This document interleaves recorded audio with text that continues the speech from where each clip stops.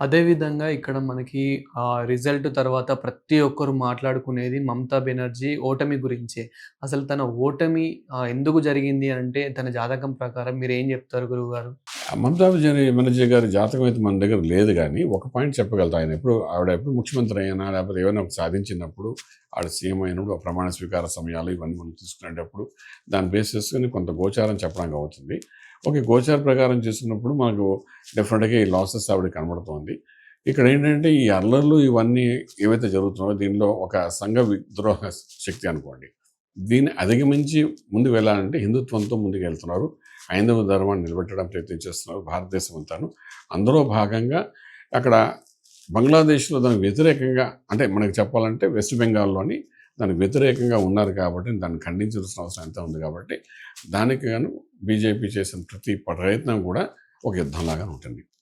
So, ఈ యుద్ధం అనేది ఇక్కడితో ఆగదు. ఇది ఈరోజు యుద్ధం కాదు. 100 సంవత్సరాల క్రితం నుండి మనం చూస్తున్నాం. 1948 నుండి చూస్తున్న యుద్ధాలు ఇవన్నీ. బిఫోర్ మనకు అలా స్వతంత్రం వచ్చినప్పటి నుండి కూడా ఈ వెస్ట్ బెంగాల్, కలకత్తాలో మనకి ఎన్నో సినిమాల్లో కూడా చూపించారు. హిస్టరీలో కూడా చూపిస్తున్నారు. ఈ యుద్ధాలు జరుగుతున్నాయి. హిందూ, ముస్లిమ్స్ మధ్య యుద్ధం అనేది జరుగుతూనే ఉంది అక్కడ. సో, దీన్ని పూర్తిగా మనం నలిఫై చేయడం అనేది సాధ్యమయ్యేది ఒక సెంట్రల్ గవర్నమెంట్ యొక్క అనుగ్రహం ఉంటేనే కానీ జరగదు ఇక్కడ. సో, అందులో భాగంగా ఏంటంటే బీజేపీ అక్కడ పాగా వేసింది.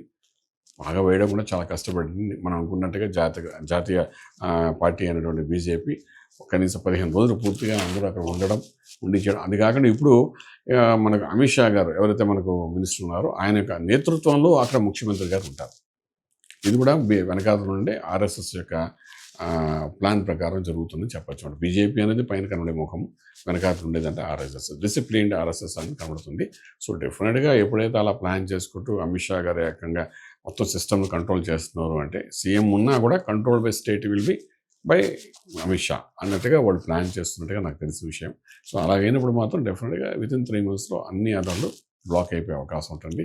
చాలా చెత్తని మనం తీయడం చాలా అవసరం పడుతుంది. అవన్నీ తీయడానికి అవకాశం ఉంటుంది కాబట్టి ఇట్స్ ఎ గుడ్ ఆరంభం అని చెప్పడానికి ఏకీభవిస్తాను.